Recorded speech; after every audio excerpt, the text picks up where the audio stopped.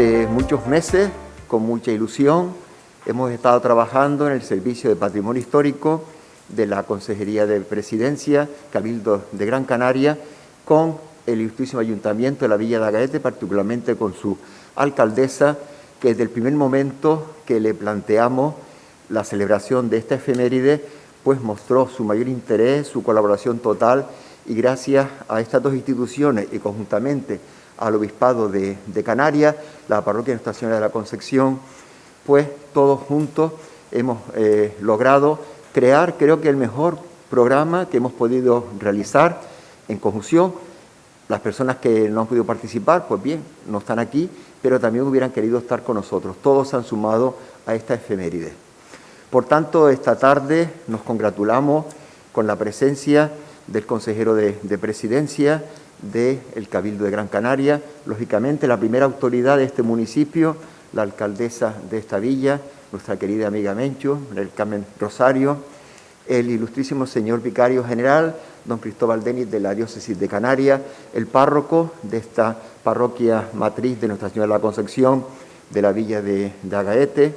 y por supuesto también saludamos al conferenciante porque con su presencia también va nuestro saludo y agradecimiento a todos los que van a colaborar durante 4 jornadas que comenzamos hoy y que seguiremos mañana, que por razones del tiempo lo vamos a celebrar contra viento y marea, y gracias una vez más a la coordinación, la colaboración, pues mañana la bóveda de Nuestra Señora de la Concepción será el escenario de lo que inicialmente estaba previsto para el Huerto de las Flores. Seguiremos la próxima semana con el acto institucional en el propio Templo Matriz Mariano y ya, si el tiempo lo permite, pues la de cierre dedicado a la Virgen de las Nieves será en el Huerto de las Flores y si no, no se preocupen que contra viento y marea una vez más haremos el acto posiblemente pues también la Iglesia de la Concepción. A lo largo de todas estas 4 jornadas, pues ya se irán dando toda una serie de detalles y también de agradecimientos pormenorizados a cada una de las personas e instituciones que han colaborado, pero en la tarde de hoy tenemos que decir que la directora general de Patrimonio Cultural del Gobierno de Canarias, doña María Antonia Pereira Betancor, tenía previsto estar hoy aquí, pero por indisposición, no fue por el tiempo, digamos que todos estamos aquí, como decimos, contra viento y marea, sino precisamente por una caída no pudo venir y entonces nos ha rogado que disculpemos que hoy no nos acompañe. Ella hasta media mañana pensaba venir y teníamos todo previsto. La presencia de la directora general pues era hoy, digamos, imprescindible porque el Gobierno de Canarias ha creado una placa de acreditación de bien de interés cultural con las siglas BIC Canarias y precisamente nos hizo una entrega de una partida de ellas para colocarla en los bienes de interés cultural de Gran Canaria, aunque es igual para toda la comunidad autónoma. Y esta es la primera que colocamos en Gran Canaria, también digamos concurre esta singularidad porque además también es el primer 50 cumpleaños que desde el Cabildo hemos querido celebrar. Y lo hemos querido celebrar en su integridad en la villa de Agaete. Digamos, ya se acabaron aquellos actos, incluso me acuerdo Gáldares, cuando se celebró el centenario de la Agua Pintada en Las Palmas. Y todo el mundo preguntaba, bueno, ¿cómo está celebrando las efemérides de la Agua Pintada en Las Palmas? Pues bien, todos los actos que se han programado para las nieves estarán aquí en este municipio, en los 3 espacios o en los 2 si el tiempo lo permite. Yo no me voy a extender más y ahora pasamos a la presentación institucional que va a ser previa al descubrimiento de la placa de BIC Canarias que ya va a quedar, digamos,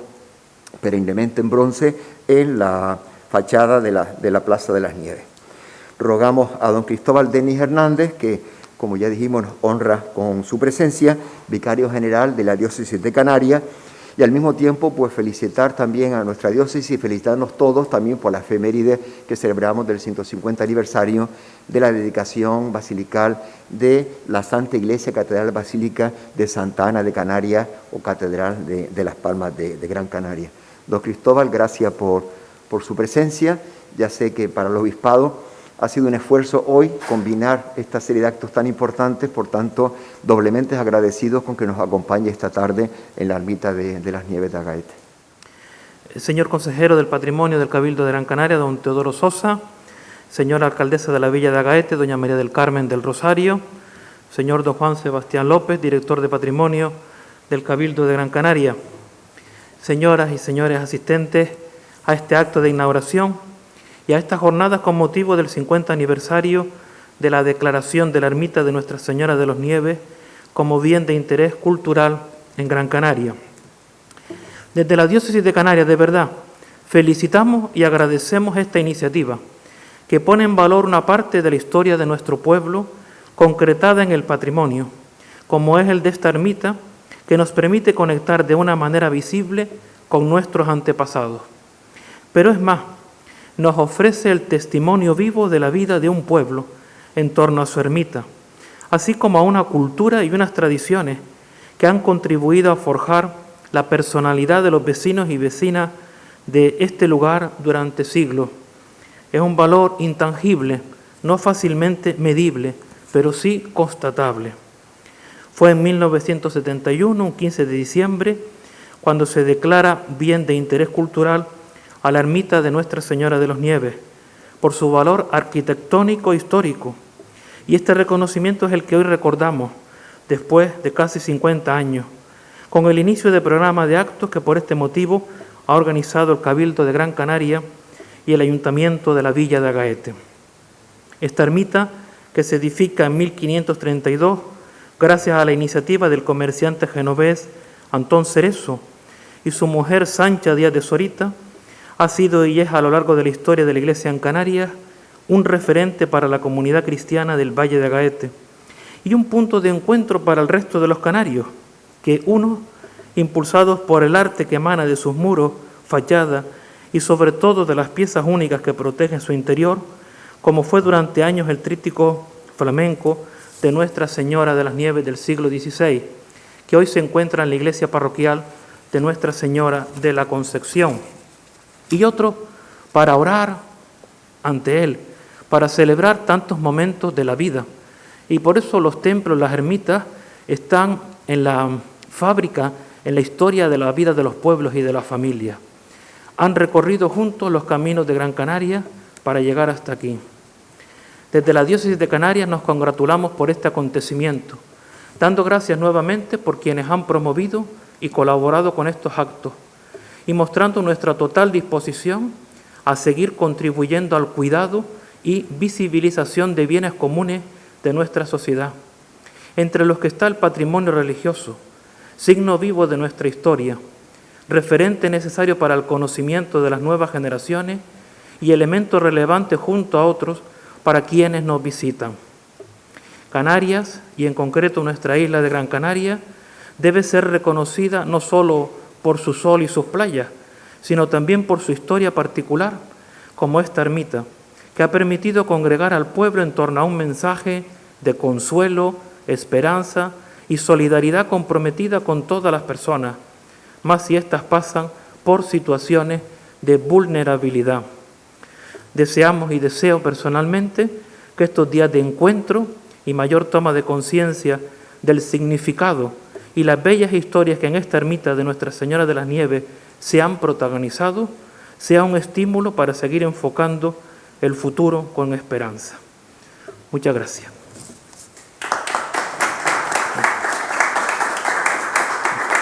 Encantado, tenemos muchísimo que hablar, hay mucho patrimonio eclesiástico aquí en este municipio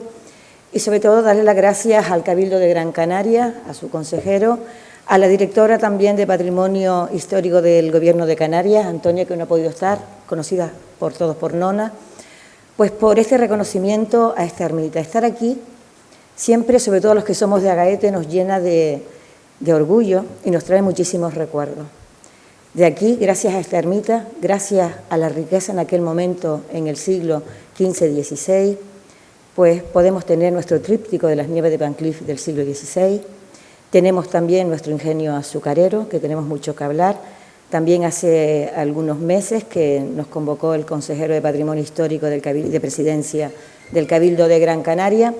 y ahí pues la verdad que tengo que agradecerles que cerramos pues unas partidas, no solamente para el ingenio azucarero, también para el Maipé, también para la Casa del Café, también para el vallado de la Iglesia de la Concepción, y ahora también estamos intentando a ver si hay posibilidades de que se pueda pintar toda la Iglesia de la Concepción, que hace años que no se hace, y yo creo que se lo merece, y más ahora, como decía bien don Ricardo, que estamos embelleciendo pues todo el centro del pueblo.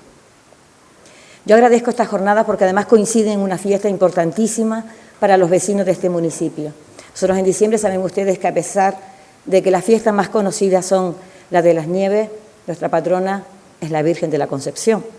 que ya estamos con un programa de actos. Mañana lo iniciamos con una actuación de mestizay en la Plaza de la Constitución, si el tiempo así lo permite, y tenemos un programa, la verdad que bastante interesante, también unimos con las Navidades, pero tengo que agradecer que además Agaete sea, y la Ermita de las Nieves, el primer edificio que se va a poner la placa BIC. Como bien decía el vicario, fue allá por el 15 de diciembre del año 71 cuando se declaró bien de interés cultural. Tengo también que dar las gracias a don Sebastián, porque yo creo que conjuntamente con los técnicos de la consejería han podido elaborar un gran programa de actuaciones, de actos, de mesas redondas, componentes, sobre todo teniendo esa sensibilidad de que aquí hay muchísimas historiadores, muchísimas personas preparadas que esta tarde nos acompañan y que van a formar parte también de esas mesas redondas. Yo encantada decirles que seguiremos luchando. Yo tengo que agradecer también públicamente al sacerdote de nuestro municipio, don Ricardo, porque cada vez que le pedimos tanto la ermita como la iglesia siempre está disponible. Gracias a eso pues podemos también estar hoy aquí y mañana, que lo tenemos previsto para el Huerto de las Flores, la jornada de la mesa redonda a las 10:30 de la mañana. Por el tiempo pues lo hemos pasado a la Iglesia de la Concepción. Y nada más, yo decirles que darle las gracias, que sigan trabajando y que sigan colaborando con nuestro municipio. Esta ermita hace muchos años que gracias también al Cabildo de Gran Canaria se ha podido ir rehabilitando, pero también, ya que están aquí, pues aprovecho para que se den cuenta de que hay algunas actuaciones que el otro día comentábamos con el director de Patrimonio Histórico del Cabildo, que llevaba tiempo cerrado, y hay actuaciones que tenemos que acometer. Nada más darle las gracias, invitarles a las jornadas que van a ser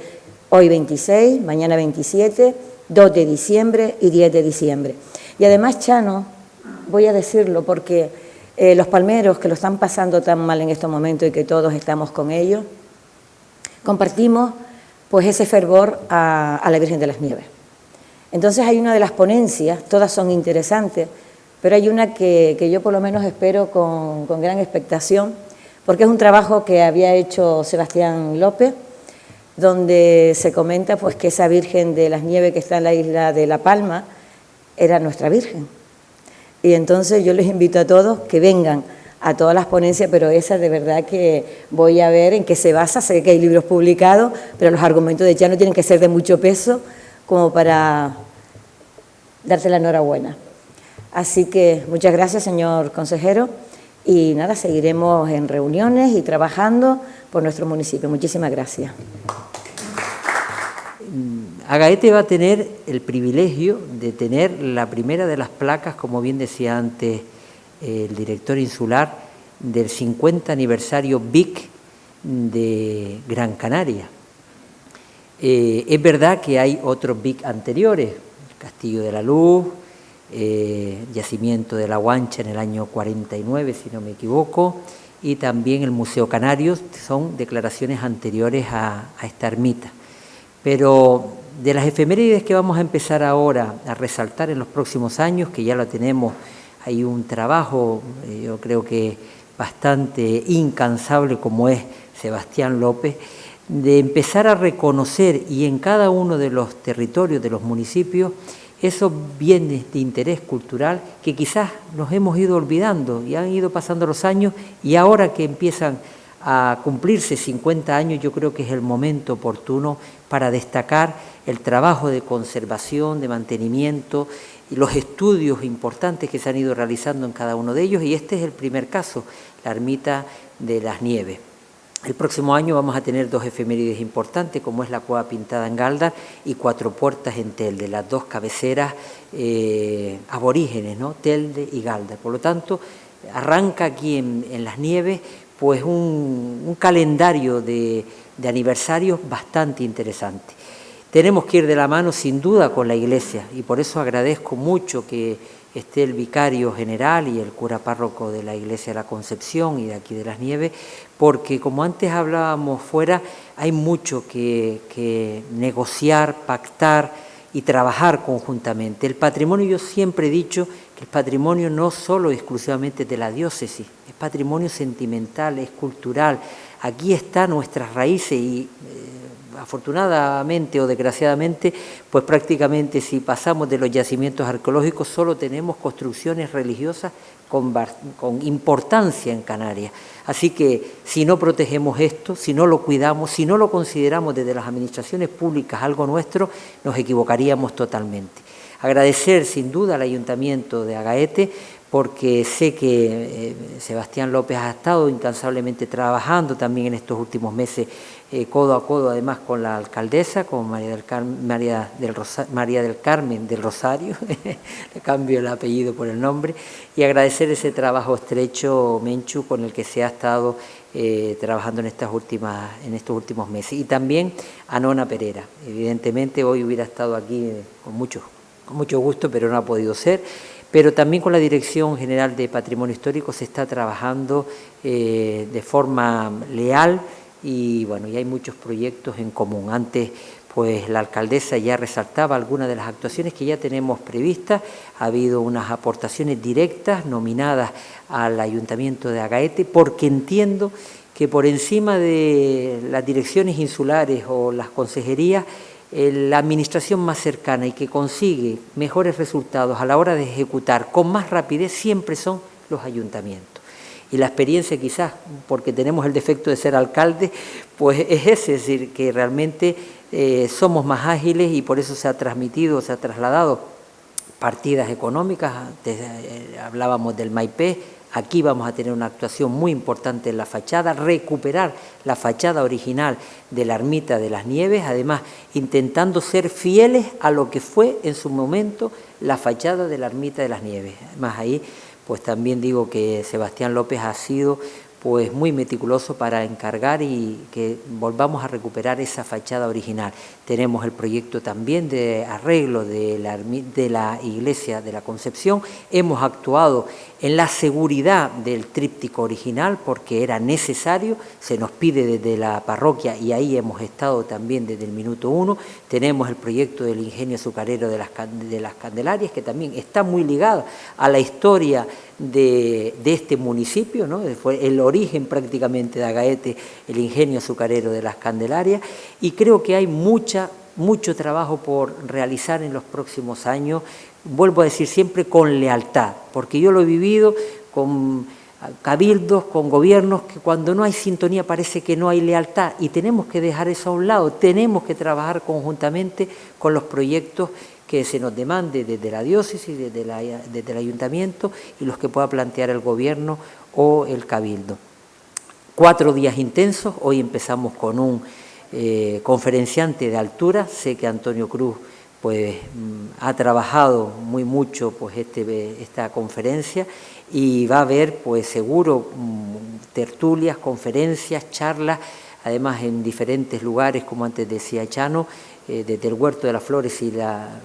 meteorología lo permite, a la iglesia matriz de la Concepción, con rincones que son característicos de esta villa, pero sobre todo componentes que van a dejar muy alto pues los sentimientos que también afloran en esta ermita de las Nieves. Desde el Cabildo, vuelvo a decir, máxima colaboración. Este va a ser el primero de esos aniversarios y los espero en los siguientes que se vayan a desarrollar a partir de ahora. Y trabajo conjunto, diócesis, ayuntamiento, cabildo y gobierno para estas y otras actuaciones que nos demanden en el futuro. Muchas gracias y que sean fructíferas estas cuatro días intensos, 26, 27, 2 y 10, y como antes decía la alcaldesa, en el marco incomparable también de las fiestas principales de la Virgen de la Concepción. Muchas gracias y buenas tardes.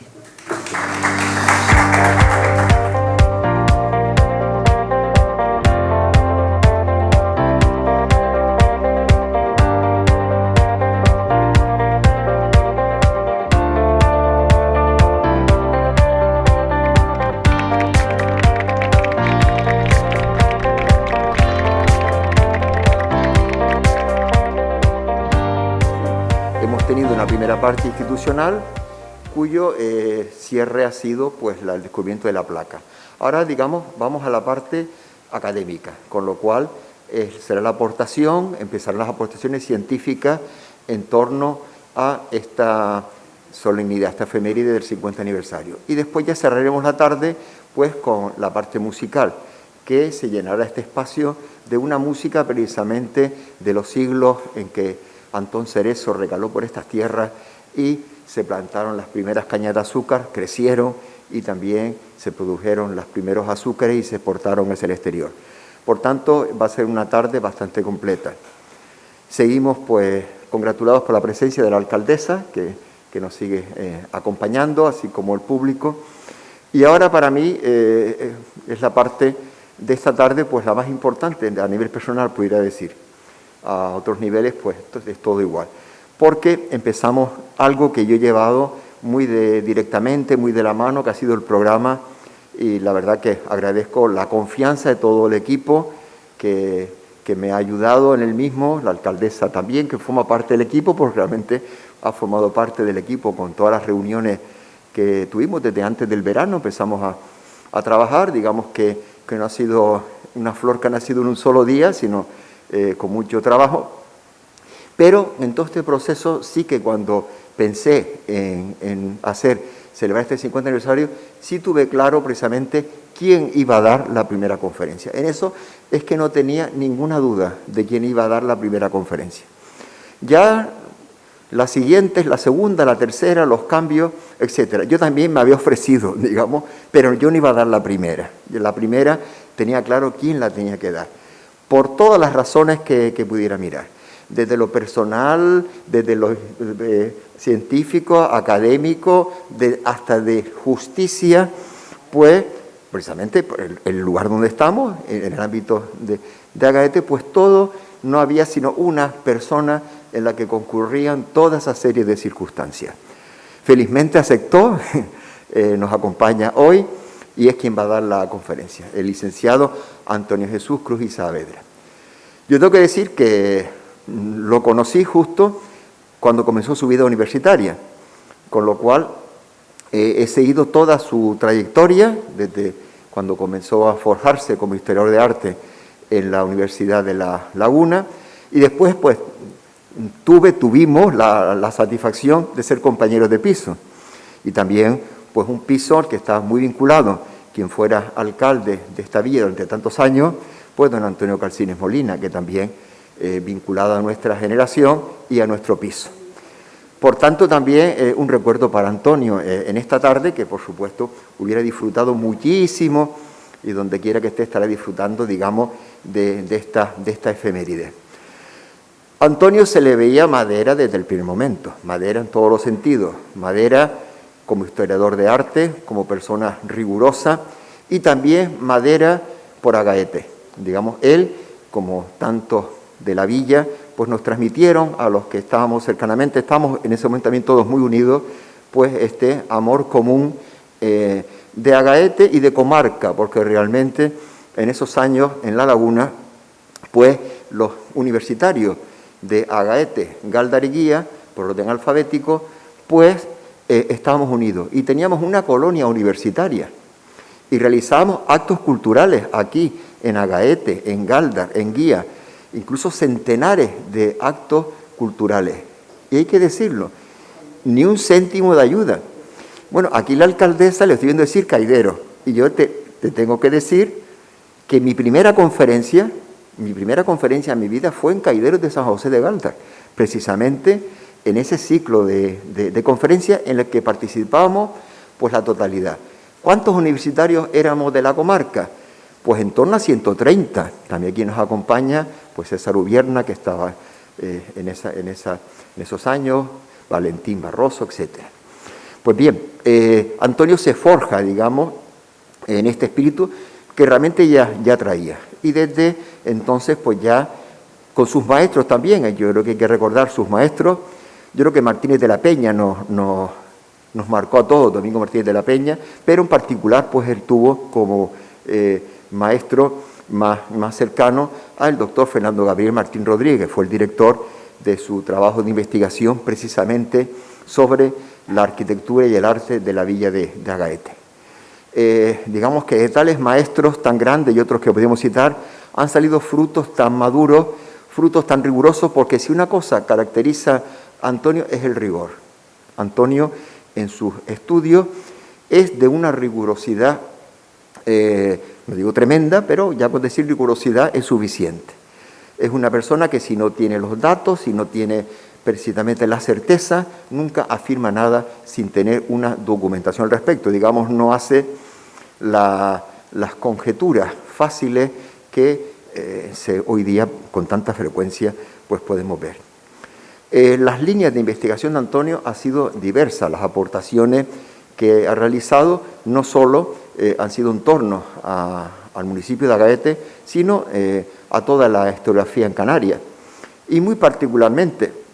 en su municipio de adopción, aunque sigue siendo vecino de la villa de Agaete. Y hoy pues también nos honra con su presencia nuestra amiga Inés Jorge Mendoza, que es quien lo ha galdarizado especialmente, pero a pesar de todo, pues bueno, pues tiene, digamos, esa ventaja de haberse nutrido directamente de Agaete y también de Galdar. Galdar le debe mucho a Antonio en la investigación, especialmente en un tema en el que también es primera autoridad, y podríamos decir mundial, al igual que anteriormente, que es el caso del convento de San Antonio de la Vega en Galdar. Por desgracia, hemos tenido una pandemia y no pudimos celebrar, digamos, el 500 aniversario de la fundación del convento de San Antonio de Galdar, que estaba previsto. Pero sí pudimos disfrutar, digamos, de su saber, de su presencia en el acto que se le dedicó en la ermita de San Sebastián en el marco de las fiestas principales de ese santo en Galdar. Y digamos tantos otros temas, los aspectos concurrentes de la desamortización y tantos otros, pero digamos que la razón principal por la que hoy lo tenemos aquí es por ser hijo de Agaete, por ser hijo predilecto de la villa de Agaete. Con gran satisfacción estuve en el acto del nombramiento, era algo que no me quería perder, pero sobre todo, pues,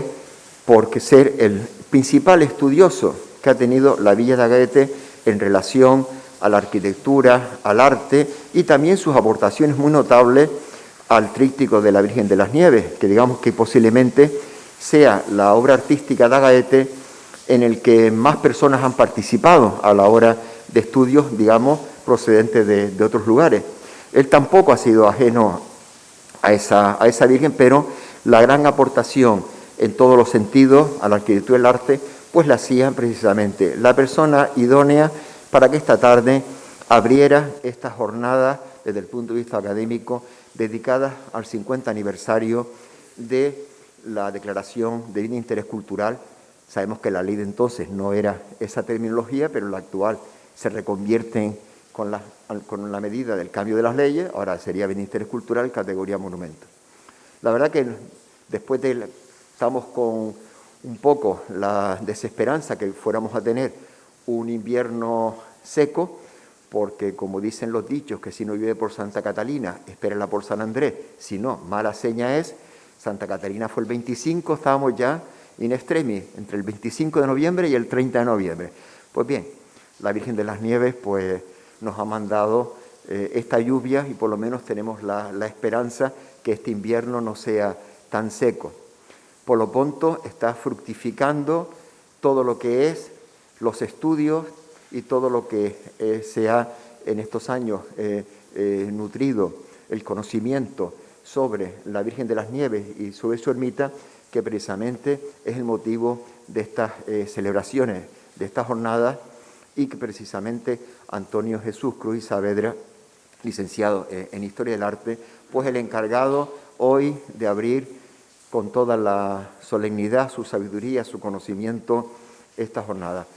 Antonio, muchísimas gracias por haber aceptado, por estar aquí y por compartir con nosotros todo lo que has estudiado durante tu vida, porque sé que desde que empezaste la carrera, incluso desde antes, has estado siempre con este tema que publicaste en un libro, está publicado, pero que sé que nunca lo has dejado y que has seguido trabajando sobre el mismo. Muchísimas gracias por aceptar. Atendiendo a la generosa solicitud del director insular de Patrimonio Histórico del Cabildo de Gran Canaria, el doctor Juan Sebastián López García, daré una breve lectura a una síntesis sobre la arquitectura y el arte de la ermita de Nuestra Señora de las Nieves, descartando el soporte técnico porque nos encontramos en el marco de los hechos. El escenario elegido para esta conferencia era inevitable. En este paraje de singular belleza se edificó, junto a los túmulos de la aborigen nobleza, la cristiana y franciscana ermita de Mariano Nombre, una vez cantada por el insigne poeta Bartolomé Cairasco de Figueroa. En esta pintoresca ensenada,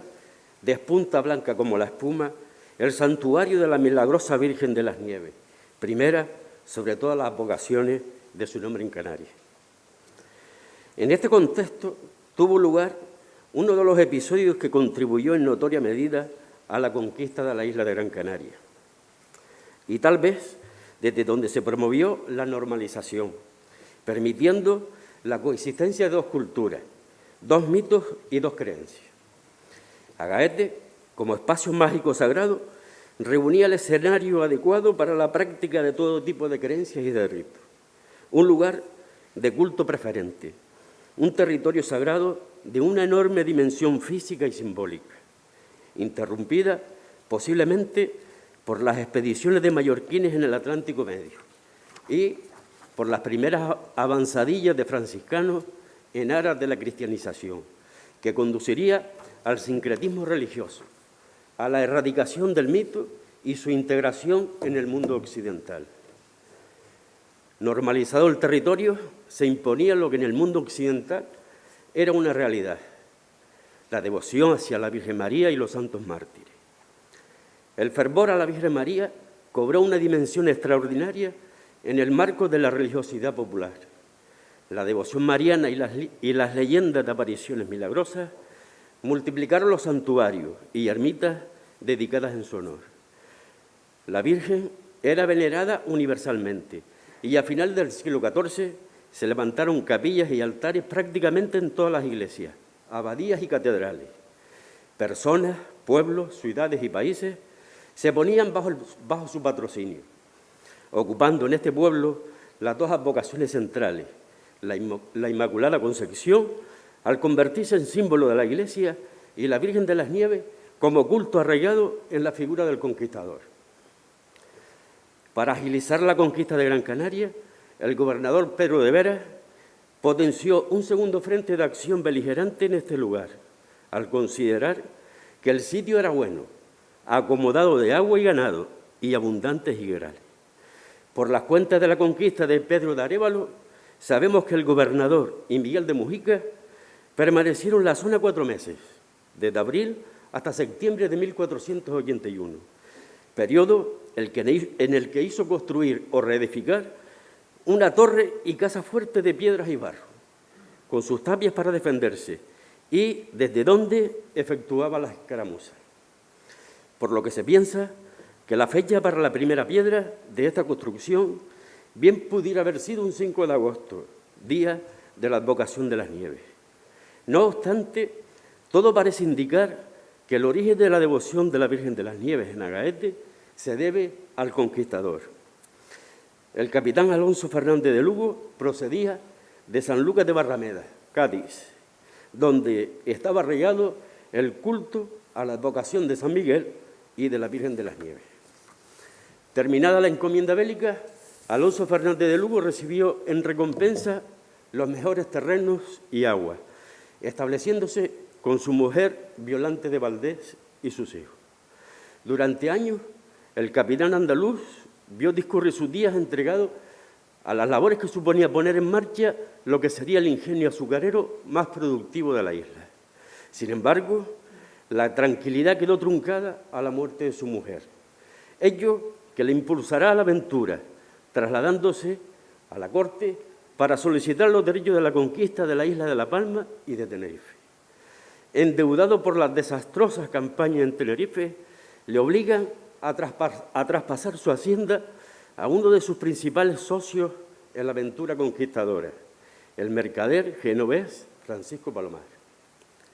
Lo cierto es que la devoción a la Virgen de las Nieves estuvo ligada a la figura de Alonso Fernández de Lugo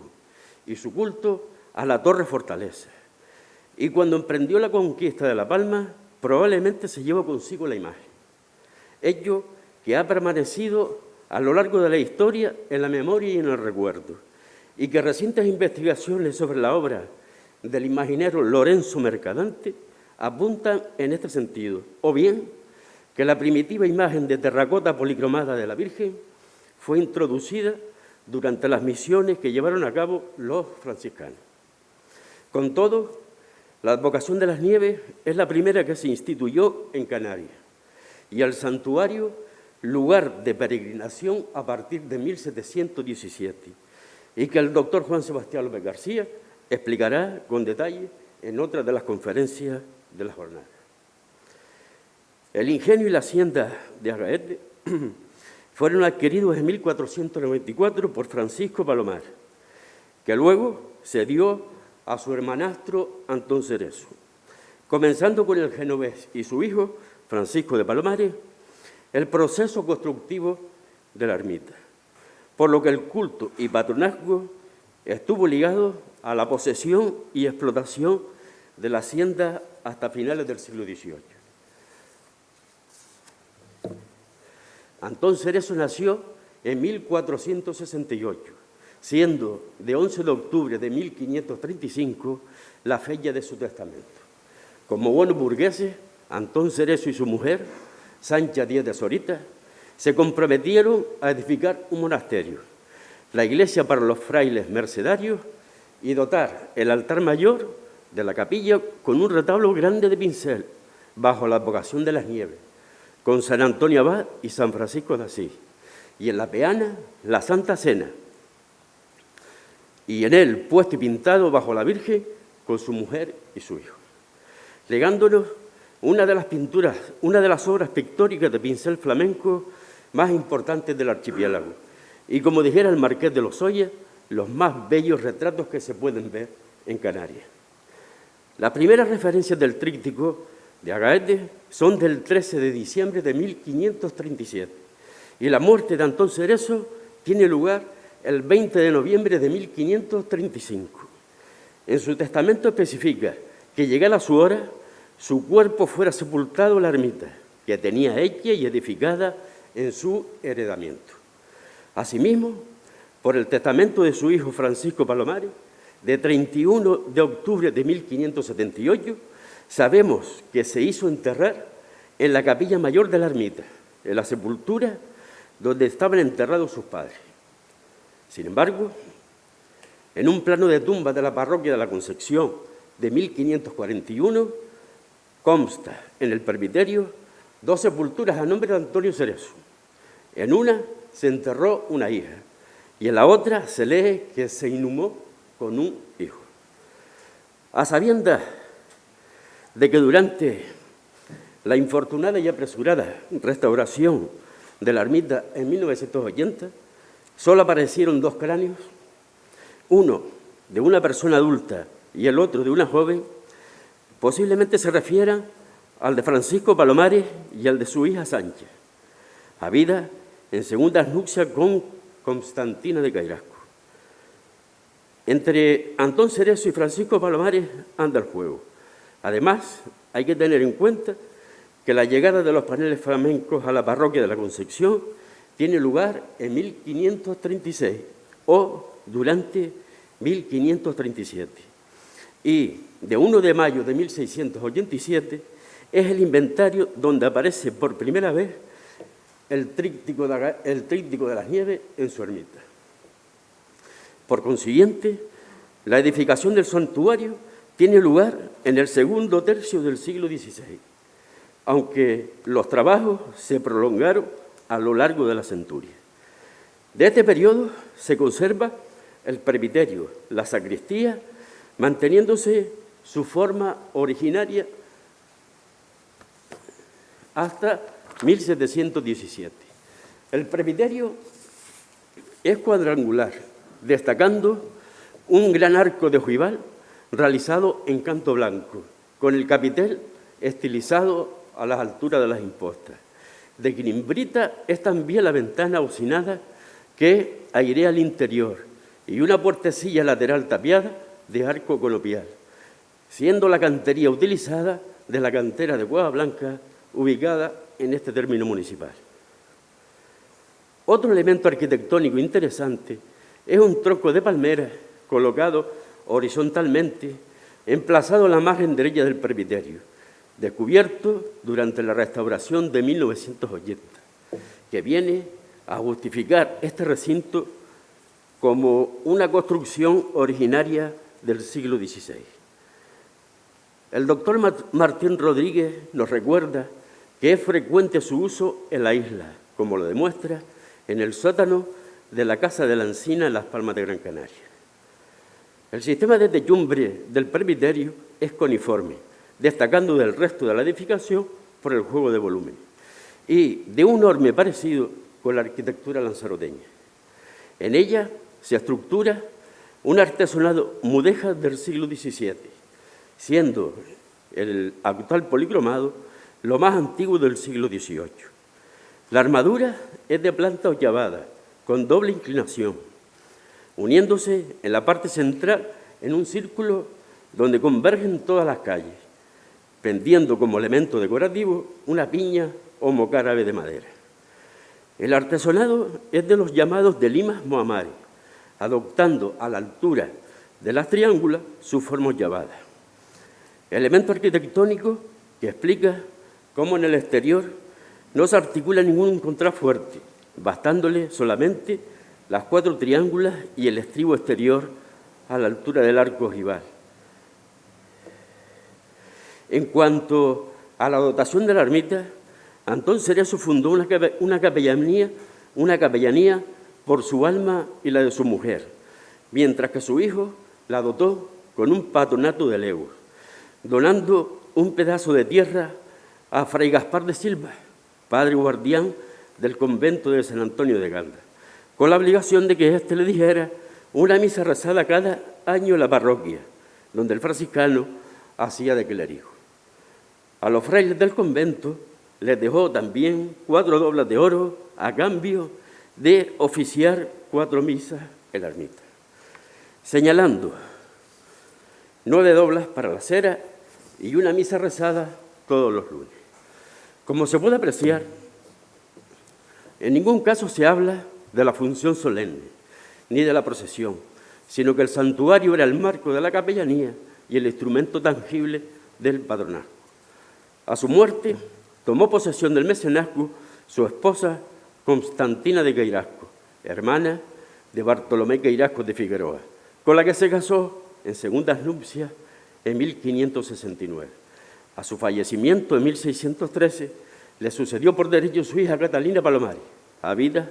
en su primer matrimonio con Catalina de Rivera Peraza de Ayala. En adelante, la propiedad de la hacienda pasó por diversos propietarios, que la explotaron directamente o en régimen de arrendo, hasta que la propiedad recayó en la segunda mitad del siglo XVII en la familia Mújica y su rama de los Castillos Olivares, y, a través de ella, en el condado de la Vega Grande.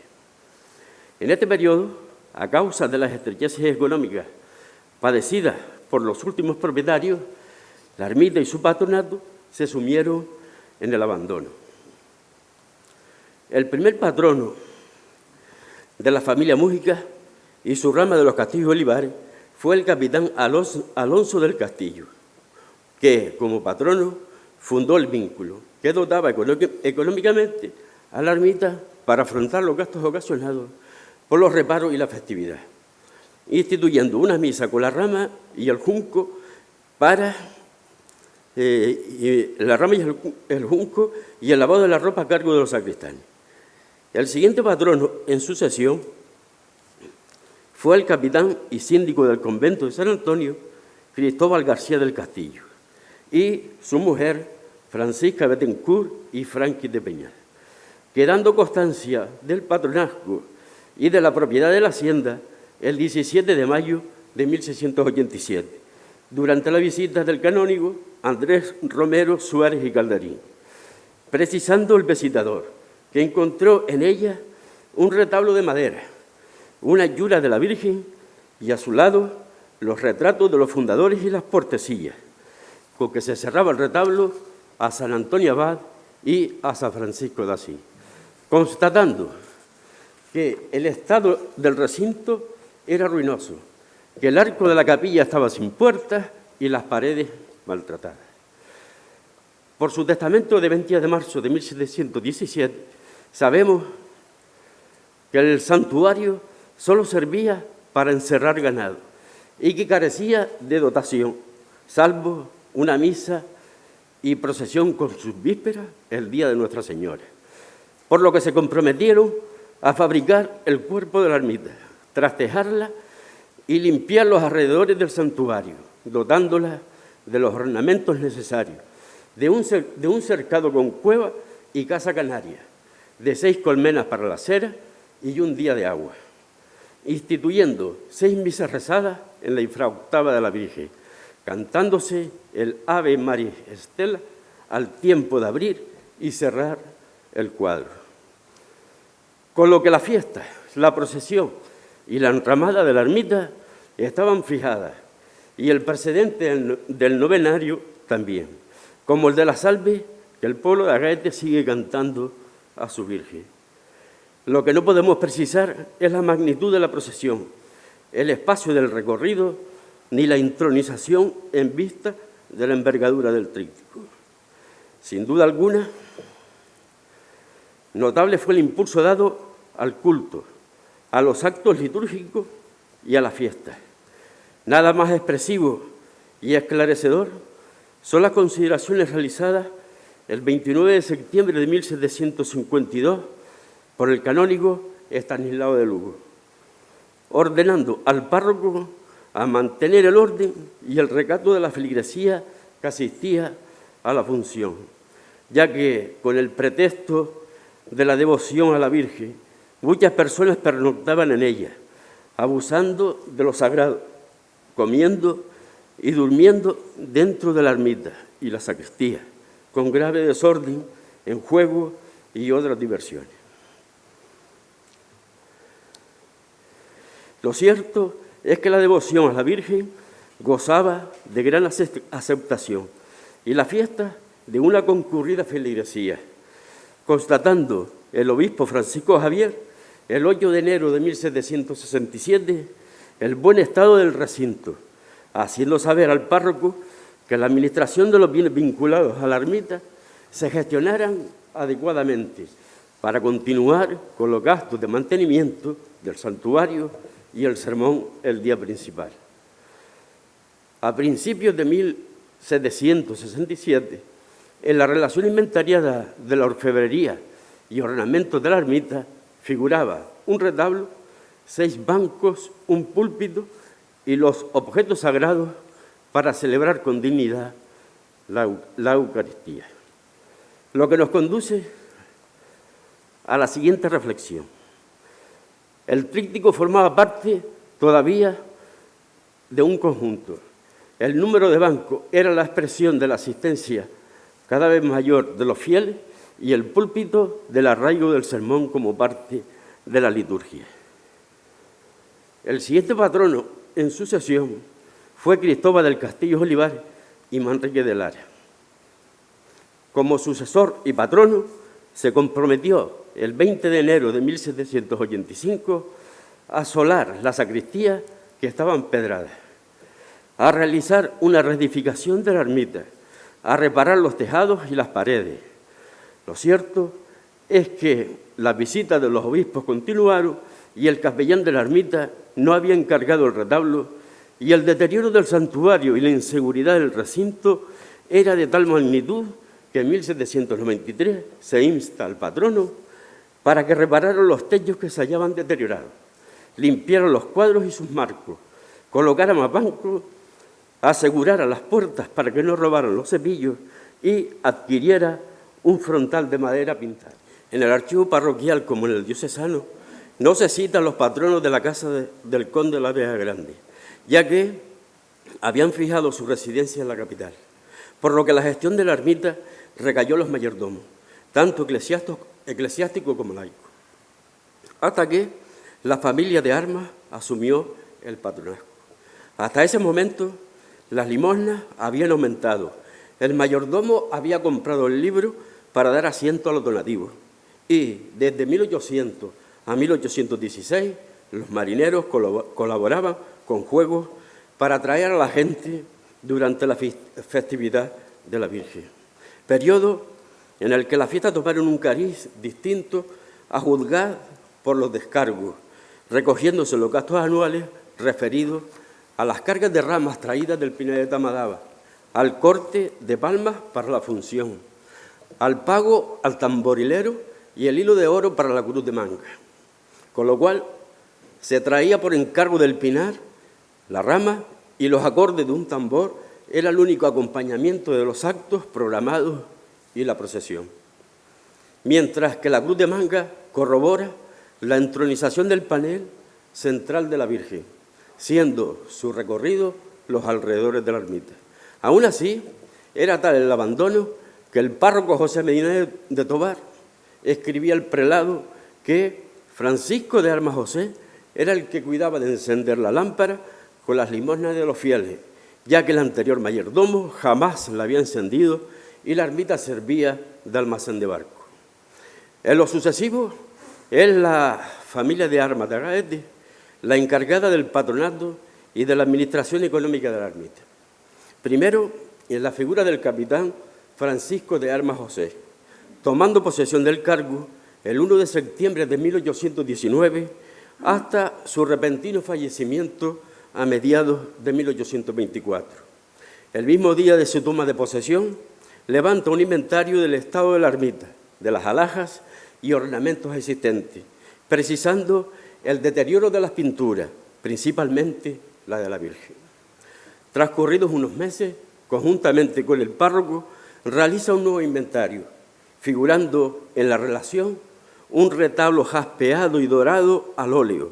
con la lámina de Nuestra Señora reformada, con su marco dorado y su cristal colocada en su nicho, con su velo de damasco encarnado nuevo y las dos láminas, la de San Antonio y San Francisco, retocadas. Según el inventario, será por ello la intervención realizada en los paneles del tríptico y confirma que es de esa fecha su desmembramiento. Durante su mayordomía se enladrilló la ermita, la sacristía, se continuó sufragando los gastos ocasionados por la conducción de la rama desde el Pinar de Tamadaba, la enramada de la plaza, la limpieza del exterior y las flores del altar para la función solemne. Interviniendo los trabajos, el pintor José Anselmo Rodríguez, activo en la zona donde tenía fijada su residencia. Aunque seguimos investigando, posiblemente sea el autor de la nueva imagen de la Virgen de las Nieves. Para una referencia, este pintor también se había concertado el 18 de junio de 1826 con la Hermandad de la Caridad de la parroquia de Santiago Apóstol de Galda para pintar el frontal del altar mayor y el tabernáculo pequeño. A la muerte de Francisco de Armas José, su hijo, Francisco Cayetano Armas Pino, se hace cargo del patronato, permaneciendo desde 1824 a 1860. Durante su mandato se embaldosó la capilla mayor, se pintó las paredes y el púlpito, se realizó el muro de tapia que circunda la ermita y que todavía hoy se conserva, además de diversos trabajos de mampostería y alvear la plaza, así como los gastos originados por la madera para el retablo, el pan de oro y la pintura que se elaboró al pintor José Anselmo Rodríguez, los cristales para el cuadro de la Virgen y el aceite para su rostro, además del corte de la rama desde 1824 hasta 1827, porque en adelante eran los devotos de la Virgen los que la traían como promesa.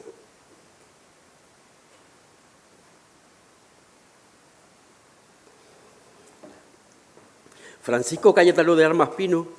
fallecía el 9 de diciembre de 1860 y el párroco Antonio González Vega lo notificaba al obispado, al tiempo que recomendaba a su hijo Antonio de Armas Jiménez. Antonio de Armas nació el 16 de enero de 1820 en Agaete y murió el 9 de noviembre de 1895, a los 75 años de edad. Fue una de las figuras relevantes de Gran Canaria y uno de los hijos ilustres del Agaete del siglo XIX. Monárquico hasta la médula, miembro del Partido Leonista y antiguo amigo de don Fernando de León y Castillo. Gran conocedor de los ambientes de la capital y de sus instituciones y miembro de las principales entidades culturales. Fue militar, terrateniente y empresario, alcalde y protagonista de episodios significativos de esta isla, como la Revolución Gloriosa del 68. Formó parte también de la comisión gestora para la construcción del nuevo templo parroquial y cuando éste se incendió el 24 de junio de 1874, de la Junta Local Diocesana. A él le debe Agaete numerosas infraestructuras, principalmente el embarcadero de las Nieves, un depósito de agua para el avituallamiento de los barcos, la plaza de mercado, la fachada del cementerio y la gestión de los planos de la parroquia matriz de Nuestra Señora de la Concepción. De interés es el inventario que realizó el 20 de septiembre de 1861, en el que se constata que el tríptico está desmembrado, formando los paneles cuadros independientes en el retablo mayor y el de la Virgen en su hornacina, anotando en la relación de las maderas la hechura de un trono nuevo que afortunadamente se conserva hoy en el Museo de la Rama y en los ornamentos blancos la manga de cruz. Ya no hay ninguna duda del hecho procesional y el desmantelamiento de las pinturas flamencas, así como del nuevo formato que se le dio a la Virgen y a la naturaleza pictórica, que, como dijimos anteriormente, posiblemente se deba al pintor José Anselmo Rodríguez. En plena batalla política y a los intentos de desacreditarlo, el 6 de octubre de 1873 escribía al obispo, precisándole que su abuelo fue el que hizo las mejoras en la capilla principal y la sacristía, y que en tiempos de su padre se hicieron las pinturas, que hoy existen en la ermita y los muros que la rodean, y que bajo su mayordomía se destelló y se puso una cubierta nueva. Se tiró gran parte del cuerpo del edificio, dándole mayor extensión y hacer el frontis, que era de lo poco que llamaba la atención en este pueblo, sin que para ello fuera preciso suscripción alguna, invirtiendo las obras 18 días, pagando también de su peculio las funciones el día de la festividad, la función en la ermita con vísperas, el Santo Rosario, la letanía y la salve, y al siguiente día las 6 misas y una cantada que el fundador del vínculo dejó dicho que se dijera todos los años. Cansado, delega en su sobrino paterno Francisco de Armas Merino, instruyendo el párroco Juan Valls y Roca el 3 de julio de 1892, el expediente para su elección como mayordomo, a pesar del revuelo político y los enfrentamientos entre monárquicos y republicanos, figurando como el último mayordomo de este patronazgo privativo, y que tras las cuentas de ese periodo el párroco se hacía cargo de la administración de la ermita y de todas las iglesias de este pueblo. En definitiva, y como ustedes pueden observar, se trata en líneas generales de un edificio con fachada orientada al mar, que, como los de su época, era de proporciones reducidas y de materiales pobres que muy pronto quedaron inservibles para albergar a la creciente población, articulándose en su fachada 2 torres macizas que sobresalen lateralmente de la línea del recinto, compuestas por un cuerpo de campanas con 4 huecos, recibiendo en su coronamiento sendas cupulillas con estructura de madera y relleno de mampuesto, que se asemejan a las de las parroquias de San Bartolomé y San Ginés, observándose un símil constructivo muy parecido con el artesonado del presbiterio de la parroquia de Femés, todas ellas en la isla de Lanzarote. en el eje central de la fachada se emplaza el vano más importante, que se corresponde con la puerta principal, enmarcada por un arco de medio punto de cantería azul. Sobre esta, y dispuestos simétricamente, 3 huecos más, coincidiendo la de en medio con una ventana de cristaleras fijas, y en la parte inferior un zócalo deteriorado en cantería azul. Antes de la restauración realizada en 1980, conservaba en su fachada un tipo de decoración pretendidamente neoclásica, propia de la segunda mitad del siglo XIX, lograda a través de elementos de madera pintados de azul, imitando cantería, impregnándole al edificio un aire de nobleza. Se emplazaba en todos los vanos, a excepción del acceso principal, en las esquinas, cornisamentos, en el arranque de los cuerpos de las torres y en el hastial, destacando aquellas dispuestas verticalmente por estar concebidas como pilastras adosadas, con estrías acanaladas y capitel de gran estilización.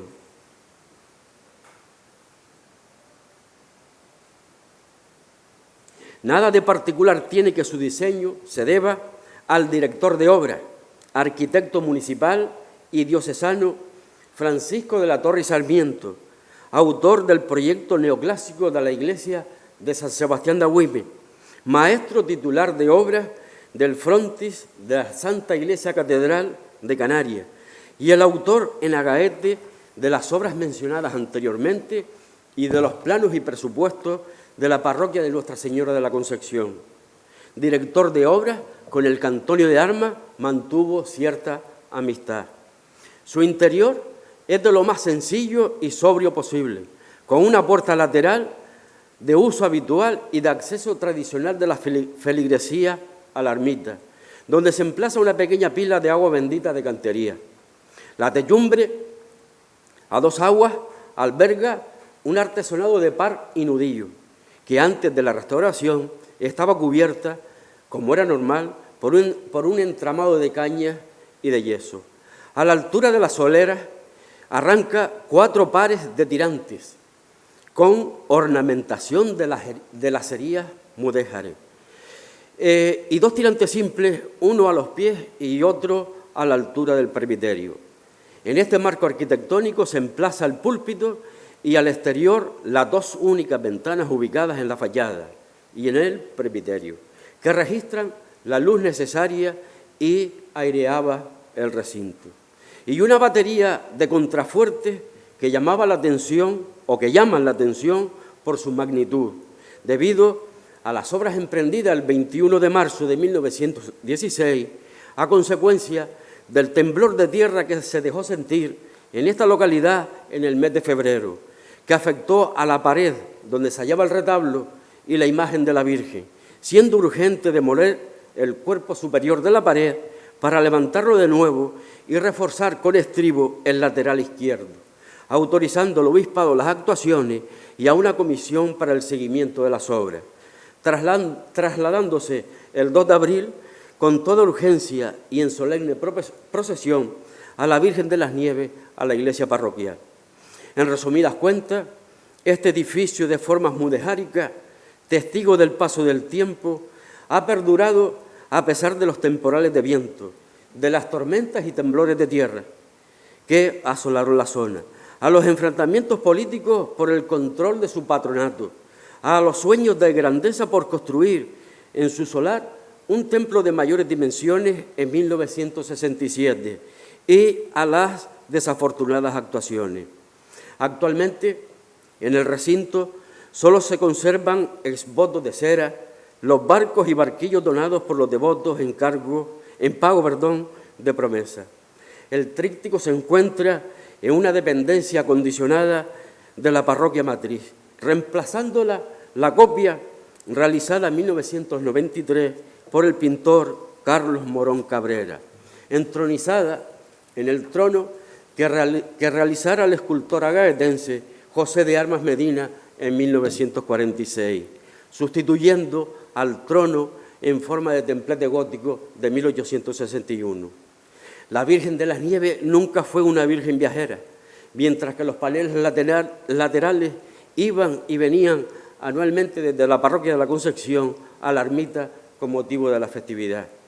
Contadas fueron las veces que salió de su recinto. Una de ellas fue en 1914, durante la Primera Guerra Mundial, que según se dijo fue por consejo del alcalde, al considerar que la ermita no reunía la seguridad adecuada. Otra por el temblor de tierra ya mencionado de 1916. En los años 20, con la autorización del párroco Juan Hernández Quintana, para su limpieza y barnizado, ante la desconfianza de los vecinos. En julio de 1936, tras el golpe de Estado, a una casa de la calle de la Concepción para ponerla a buen recaudo. En 1946, a la calle Juan de Padilla, donde el imaginero José de Armas confeccionaba el trono, aunque la Virgen, o la imagen, permanecía en la iglesia que los franciscanos tenían en la calle Pérez Galdós. En diciembre de 1951, durante las misiones de los padres franciscanos en peregrinación con la Virgen de Fátima. En 1963, a la Casa de Colón, para ser sometida a restauración. En diciembre de 1980, con motivo de la restauración de la ermita. Y en 2004, durante la exposición La Huella y la Senda en la Santa Iglesia Catedral. A la Virgen de las Nieves se le atribuye milagros y curaciones de desahuciados. Pero eso forma parte de otro capítulo de la historia. Que la Virgen de las Nieves nos guíe y a nuestros hermanos los palmeros en la misma advocación, que el volcán se apague los infiernos y que los poderes públicos estén a la altura de las circunstancias con los damnificados. Gracias de nuevo al doctor López García, a los jóvenes arquitectos por su saber hacer, a nuestra alcaldesa y a todas las instituciones aquí representadas que han hecho posible estos actos conmemorativos y a todos ustedes por su presencia. Muchas gracias. En estos días hay que agradecerle a Antonio, que ha sido el que más material, no solo fotográfico, le ha aportado en concreto al arquitecto Elías Cabrera Jiménez, que es el que se le ha encargado el proyecto de recuperación de la fachada que, como bien el conferenciante ha explicado, databa del siglo XIX, de ese momento en que la ermita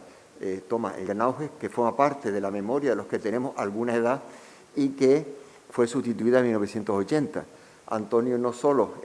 ha dado toda esa aportación gráfica que había sido material de estudio de él, digamos generosamente ha aportado todo lo que él ha ido acumulando en los años de estudio sobre la ermita de las Nieves y además también pues toda la documentación que ha aportado al respecto. Entonces sé que ha atendido al arquitecto a instancias nuestras, le pusimos en contacto con él y de una forma, repito, generosa, pues ha estado, digamos, directamente asesorando todo lo que es el proceso, por otra parte, proyectual de poder recuperar la fachada de las Nieves, digamos, documentación que el arquitecto desconocía. Una vez más, se pone en evidencia que se llega a unos niveles óptimos, a unos niveles de eficacia, precisamente con la colaboración y con el trabajo de equipo, y aquí también se ha puesto en evidencia. Agradecerte tu aportación, ya tienes ahí del ayuntamiento y aquí pues del Cabildo, si la alcaldesa es tan amable para que todos participen.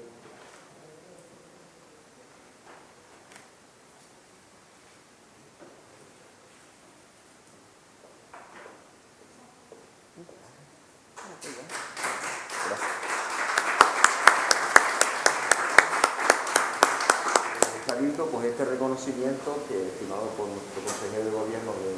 de presidencia, donde mostramos el agradecimiento y también para que te quede la constancia, digamos, que este tipo de actos pues, tiene cierto carácter académico y digamos que los diplomas pues forman parte precisamente de los congresos, simposios, etcétera, y queremos que esta jornada pues, también participen, digamos, de este carácter universitario.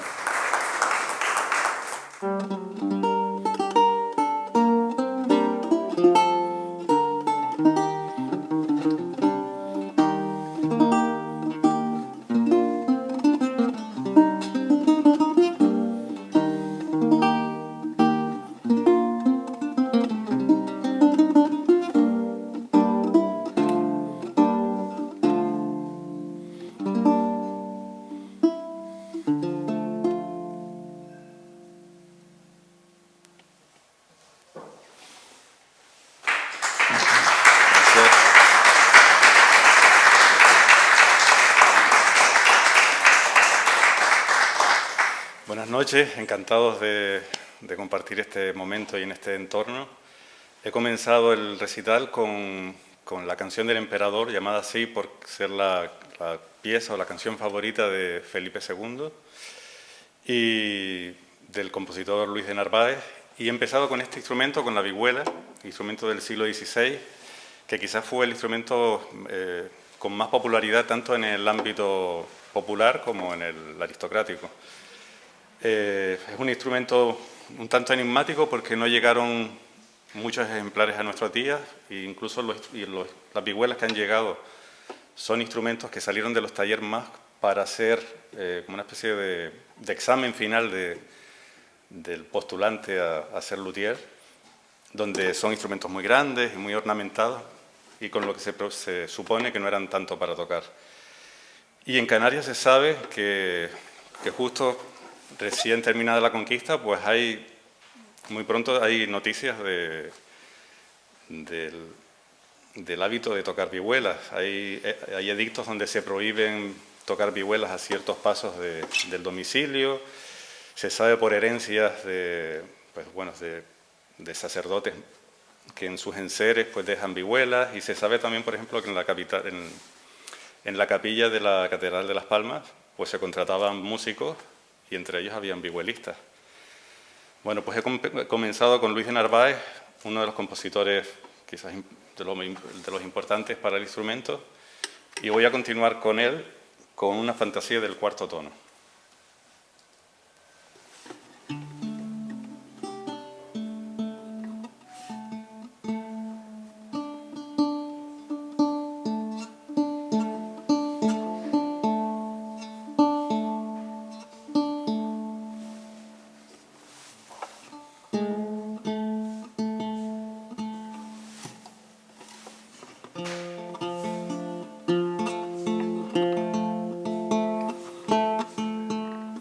La vihuela, como el vino, viaja mal, entonces hay que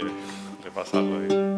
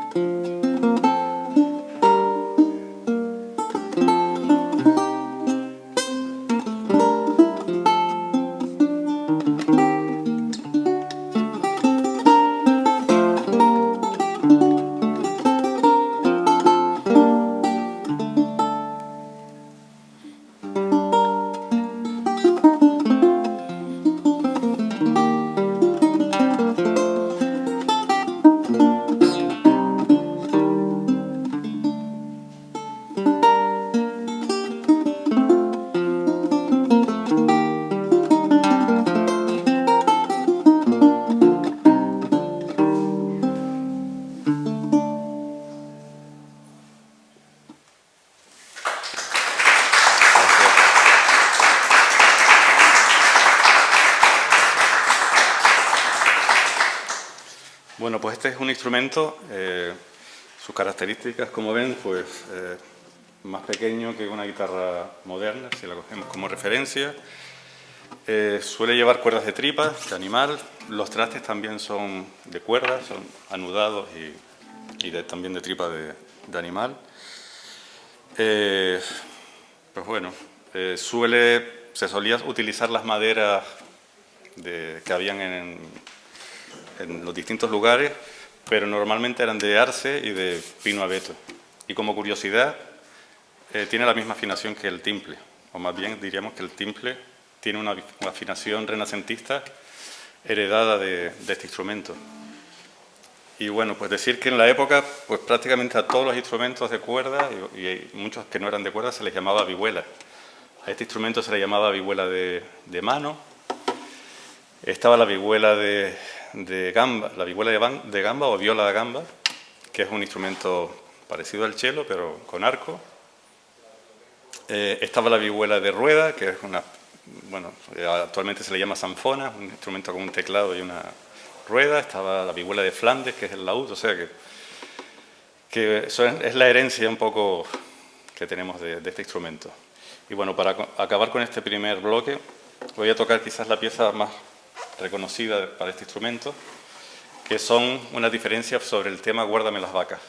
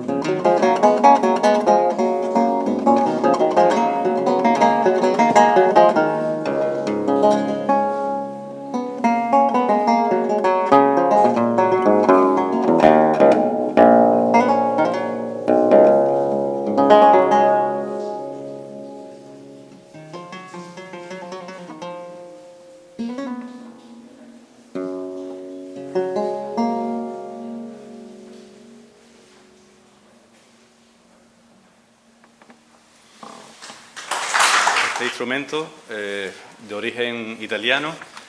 y surge quizás en el ocaso de la vihuela, a finales del siglo XVI y a principios del siglo XVII. Como decía, surge en Italia y proviene de lo que es un laúd renacentista, lo que llamamos ahora renacentista,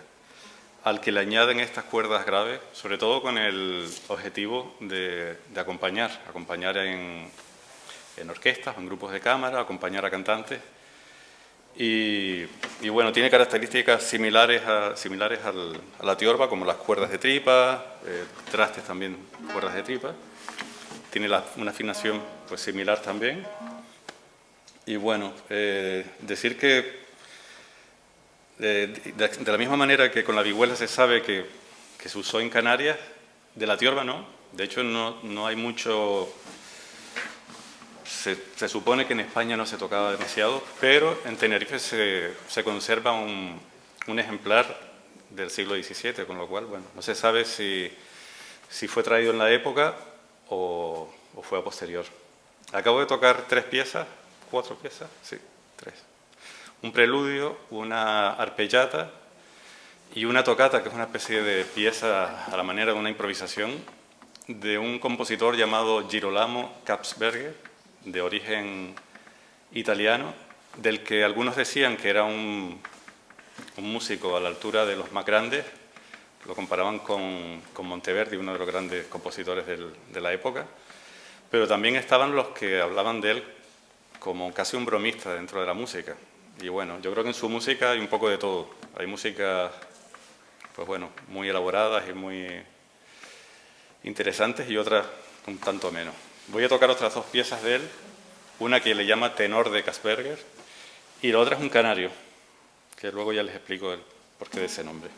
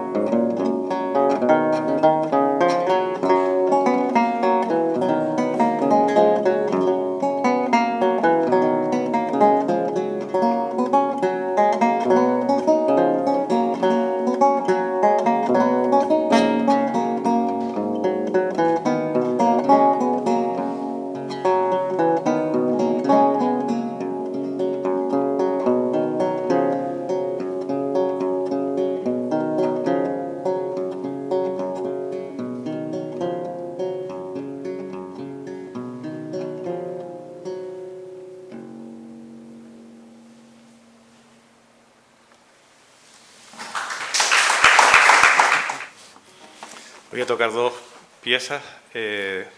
un compositor ya posterior, de Robert de Bizet, un músico que fue el maestro particular de Luis XIV, el Rey Sol. Era su profesor de guitarra y bueno, se dice que mientras el Rey Sol intentaba cazar el sueño, pues él detrás de una mampara pues, tocaba este tipo de piezas.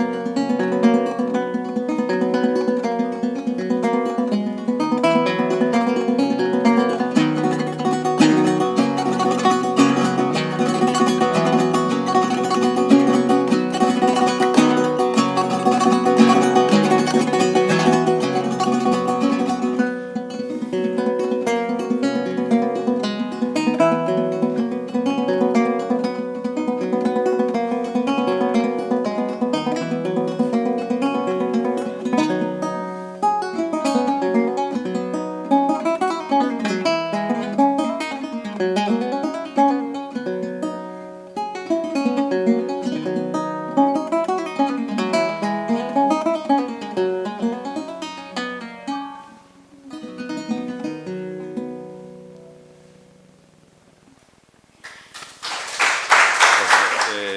de tocar, pues para un poco enlazar con lo que venía con Robert de Bizet,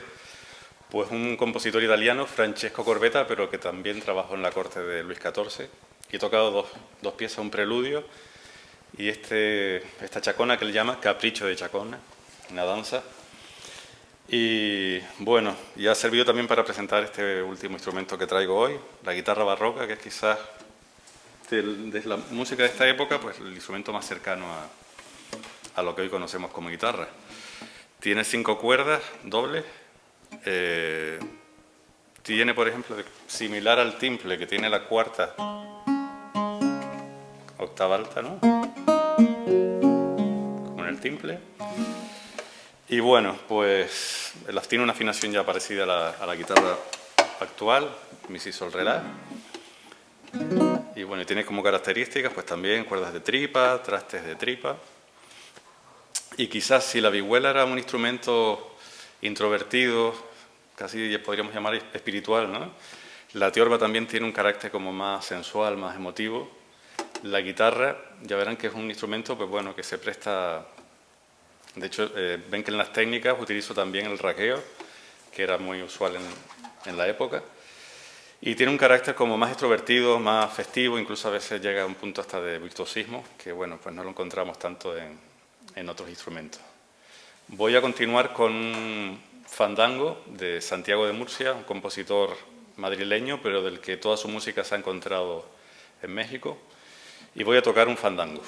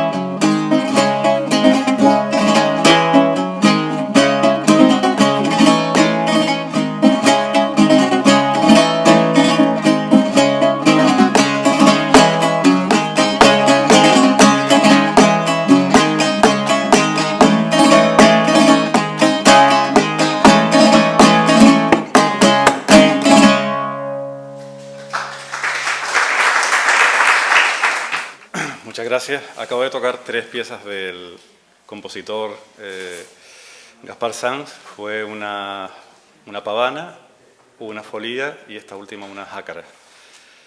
Y para terminar el recital voy a tocar quizás de las piezas más célebres o más incluso tocadas del repertorio, y son unos canarios de Gaspar Sanz. De la misma manera que antes toqué unos canarios con tiorba, y eran como unos canarios tranquilos, estos quizás son más vivos y más alegres. Lo de los canarios viene porque hay teorías que hablan de compositores desde el siglo XVI que se basan en los ritmos y en los bailes de los antiguos esclavos canarios, y en base a eso, pues bueno, crearon esta danza que la verdad es que fue una especie de gran éxito del Renacimiento y Barroco, porque se tocó canarios con vihuela, y en la corte de Luis XIV, un siglo después, se seguía tocando y bailando canarios. Bueno, pues canarios de Gaspar Sanz.